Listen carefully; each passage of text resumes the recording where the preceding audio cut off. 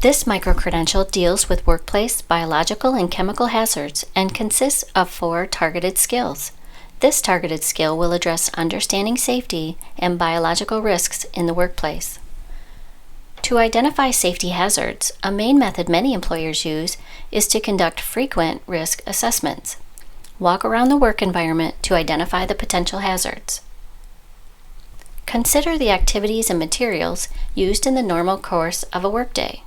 Many employers will use a checklist to perform frequent or even daily safety checks of the work environment. A risk assessment involves not only a checklist, but also asking several questions. Are the work areas safe? A workplace hazard is anything that can cause an accident, health consequences, or injury.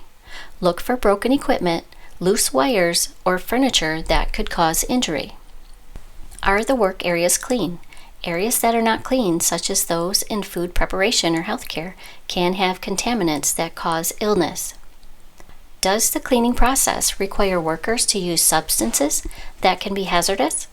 If employees are expected to use any commercial cleaning materials, it's important to know how to mix and use each product safely. If the workers need protective equipment, do they know where it is and how to use it?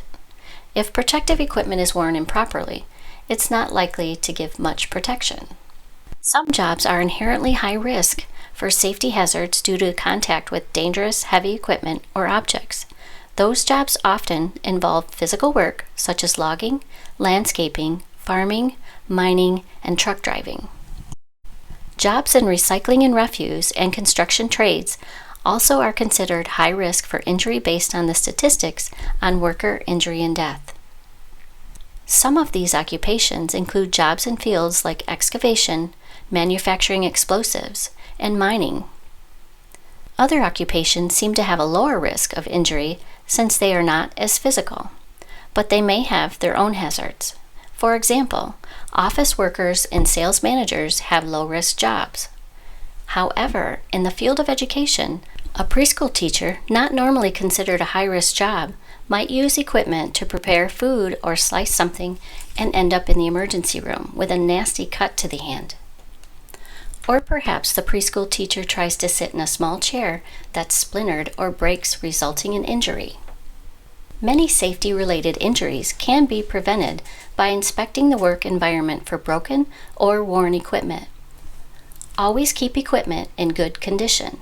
Remove broken equipment and replace or repair it. With some occupations, the risk comes from the need to work in close contact with others.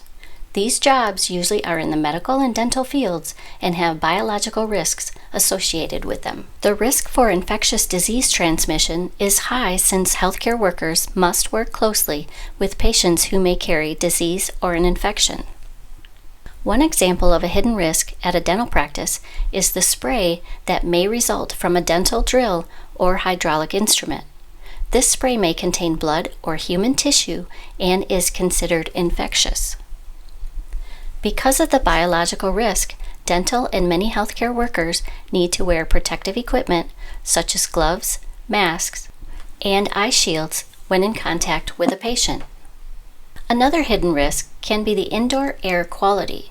If the heating system's air filters are not changed frequently, they can have an impact on the health of the employees, patients, or students. In conclusion, this targeted skill covered the importance of a risk assessment at work. Be aware of the risks inherent to your job.